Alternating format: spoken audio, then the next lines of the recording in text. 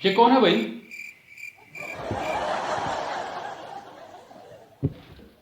क़यामत आ गई है। कौन है ये? पर क्यों छुप रहे हो तुम? कौन हो तुम? बंद करो दरवाजा, बंद करो दरवाजा, दरवाजा बंद करो।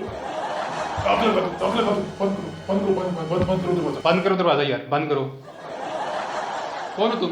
दाखिल कर दो, मैं पूरी तरह फंस गया हूँ। बंद करो दरवाजा, लॉक कर दो। अरे भाई, हुआ क्या है? कहीं डाका डाल के आए हो? नहीं, डाका नहीं, मैं नेकी का काम करके आया हूँ और ग्राहक मुझे छोड़ नहीं रहे। नेकी का काम? भाई ये क्या बना रखा है? तुम्हारे माथे पर पसीना है, सांस फूली हुई है। क्या पुलिस लगी है पीछे? पुलिस नहीं भाई, ग्राहक ग्राहक। कहा? वो क्यों? रमजान में 2 गुना रेट पर सिलाई ली थी और सबको चांद रात पर जोड़े देने का वादा किया था मैंने। अच्छा, तो आप हो वो दर्जी। लेकिन क्या? लेकिन जैसे ही 200 ऑर्डर की बुकिंग हो गई, पैसे भी ले लिए और मेरे कारीगर मुझे छोड़कर भाग गए और मैं फंस गया। क्या 200 ऑर्डर बुक कर लिया और पैसे भी ले लिए और तुम्हारे कारीगर भी भाग गए हैं? चलो इजी हो जाओ, आराम से बैठो, ऊपर बैठो, ऊपर बैठो।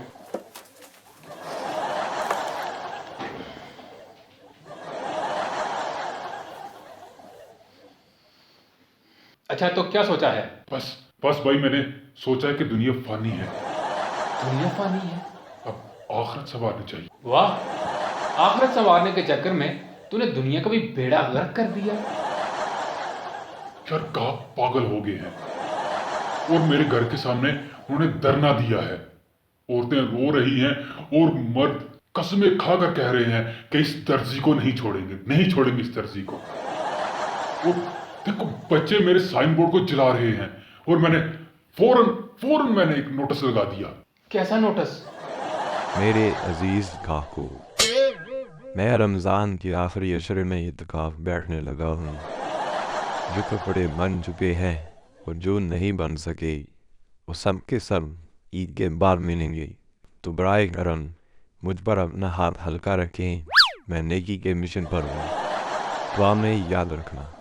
यही के मैं इत्काफ पर बैठने लगा हूँ और तुम्हारे कपड़े ईद के बाद मिलेंगे, तो सब्र करो, सब्र करो। वाह वाह दर्जी साहब, एक नेकी के बदले 200 दुश्मन बना लिए तुमने। भाई ग्राहक तो मुझसे भी ज्यादा मजहबी निकले। वो तो होंगे, वो तो होंगे। वो दुआएं देने की बजाय बद्दुआएं दे रहे हैं मुझे। बद्दुआएं? अच्छा, क्या बद्दुआएं दे रहे थे? एक ग्राहक तो कहने लगा कि अल्लाह करे कि तुम्हारा बार बार वुजू टूटे, और दूसरे ने कहा कि अल्लाह करे तुम्हारी कैंची को जंग लग जाए,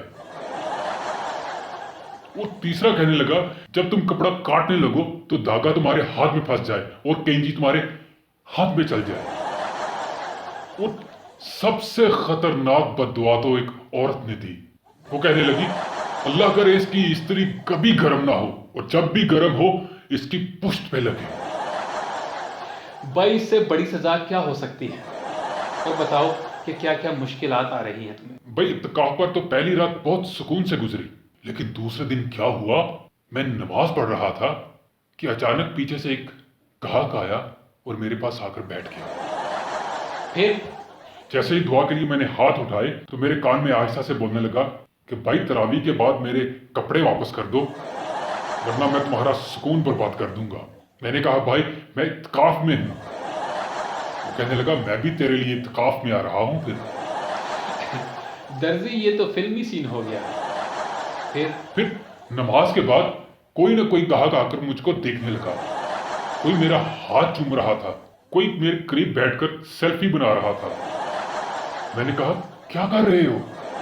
वो बोले सेल्फी इसलिए ले रहा हूं ताकि पुलिस को दिखा सकूं कि दर्जी यहां पर छुपा हुआ है। तो फिर मस्जिद से निकले कैसे? जब नमाज के बाद सबने दुआ के लिए हाथ उठाए तो मैंने भी उठाए और मैंने दुआ मांगी, या अल्लाह मुझे इन जालिम ग्राहकों से बचा।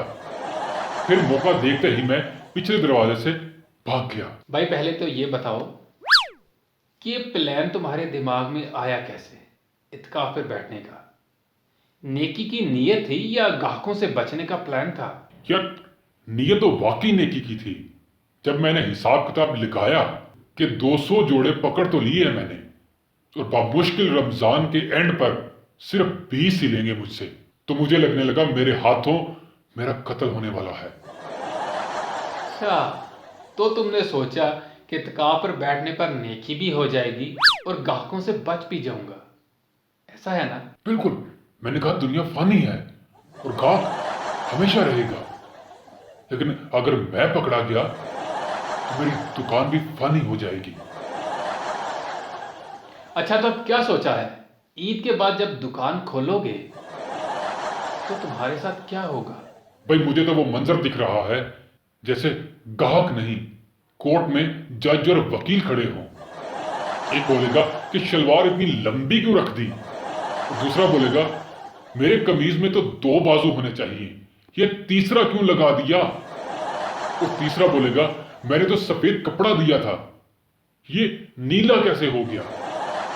तो फिर मैं कहूंगा भाई लोगों से कि नेकी में रंगीनियां आ ही जाती हैं, ये रंगीनियां हैं। अच्छा, तो अगर तुम बच गए तो फिर आगे क्या इरादा है? दुकान रखोगे?